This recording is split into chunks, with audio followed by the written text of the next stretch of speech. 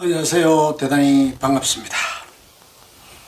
그 사이에 산도르 마라이, 그 사이에 지금까지 살아온 40년이라는 세월 동안, 다시 말해 사람의 반평생을 훨씬 넘었을 때까지 무엇을 배웠고 어떤 경험을 통해 풍성해졌고 어떤 진실 때문에 괴로워했으며 어떤 지혜에 의해 견문을 넓혔냐는 질물음에 번개처럼 빠르게 대답을 해야 한다면 나는 서둘러 숨가쁘게 그러나 힘껏 답변할 것이다.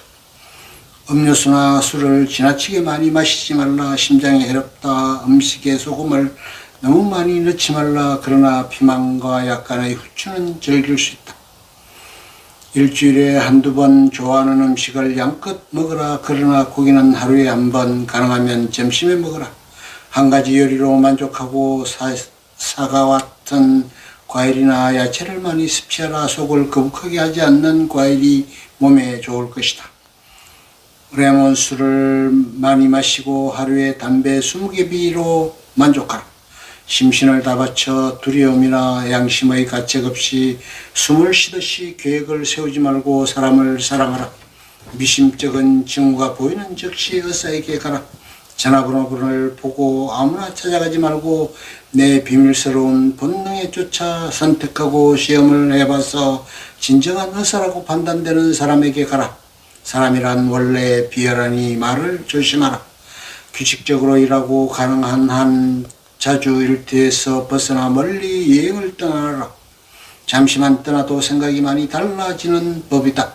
프랑스 사람들이 말하듯이 거짓에서 벗어나 건강하려고 노력하라. 나는 그 사이에 40년 동안 이런저런 수많은 경험을 했다. 그러자 다른 목소리가 마찬가지로 서둘러 숨가쁘게 말한다. 기분 내키면 언제든지 알코올을 마셔라. 건강하게 술에 취해 모든 걸 잊어버릴 필요가 있다. 돼지고기 요리나 로스고기를 마음껏 먹어라. 적어도 부분적으로 성취한 소원이 지리하고 삭막한 건강보다 낫기 때문이다. 여자들 꽁무니를 쫓아다니라. 달리 어쩌겠는가. 어쩌다 심각한 병에 걸리는 경우에 어차피 손도 못 쓸 테니 아예 의사들을 존중할 생각도 마라. 건강이 허락하는 한 마음 놓고 담배를 피우라. 10년 더 산다고 무슨 대수소리야. 여행이란 지저분하고 불편하기 그지없는 일이다. 차라리 집에서 푹 쉬면서 사람들과 수다를 떨어라. 그래서 생명이 좀 위태로워진들 어떠랴. 사람은 혼자서는 살 수 없지 않은가. 무슨 말인지 알았는가. 이것이 내가 그 사이에 살면서 배운 것이다. 산문집 하늘과 땅 중에서 열정을 잃고 초록숲 두 남자와 한 여자를 파괴한 열정적이고 비극적인 드라마 열정. 어린 시절부터 24년 동안 거의 언제나 형제처럼 붙여다녔던 두 친구가 헤어진 지 41년 만에 만나 하룻밤 동안 나누는 대화로 이루어진 소설이다. 소설의 배후에는 삶과 운명, 사랑과 진실에 대한 마라이의 깊은 인식과 성찰이 자리하고 있다.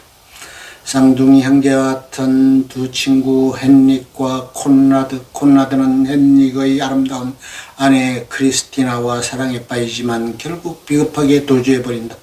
말 한마디 없이 사라진 연인과 8년간 가혹한 침묵을 지키는 남편 사이에서 크리스티나는 죽음을 택하고 친구는 사라지고 아내는 죽었지만 헨릭은 살아서 친구를 기다린다. 분노와 절망 그리고 고독 속에서 보낸 41년 죽음을 앞둔 인생의 황혼점에 마침내 콜라드가 헨릭 앞에 나타난다. 왜 그런 비극적인 사건이 일어났으며 이런 비극 앞에서 인간은 어떻게 과연 현명하게 대처할 수 있을까? 저자 마라이는 사랑과 우정이 빚어낸 비극과 원인과 비극 앞에 선 인간의 혼란과 갈등을 파헤치기 위해서 인간의 내면에 웅크리고 있는 여러 가지 존재론적인 문제들로 거슬러 올라간다. 죽음을 앞둔 노인의 고백을 통해 결국 우리 인간들은 살면서 부딪히는 중요한 문제들의 말이 아니라 삶으로 전생애로 대답하는 것임을 일깨운다. 자네는 항상 남보다 많이 알았으며 본의 아니게 최고 우동생이었고 부지런한 모범생이었네. 그러나 자네의 영혼의 밑바탕에는 갈등, 자네가 아는 삶이고 싶은 동경이 숨어 있어서 인간에게 그보다 더한 시련은 없네. 산도르 마라이의 열정. 아버지는 인류를 둘로 가르는 존재의 이원성에 대해 알고 계셨지. 아버지도 한 여인을 만나 다시 없이 사랑했지만 그 옆에서 끝내 고독하셨네. 두 분이 서로 다른 기질과 삶의 리듬을 가진 두 부류의 인간이었기 때문이지. 우리는 언제나 다른 사람을 사랑하고 어떤 상황에서 어떤 변화를 겪던 언제나 다른 사람을 찾기 때문일세.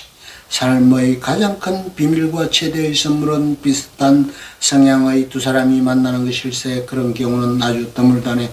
그 이유는 자연이 술수와 힘을 사용해 그러한 만남을 방해하는 때 있을 걸세. 서로 영원히 희구하는 대립된 성향의 사람들 사이에서 생겨나는 긴장이 세계 창조와 삶의 개혁을 위해 필요하기 때문이 아닐까. 끝.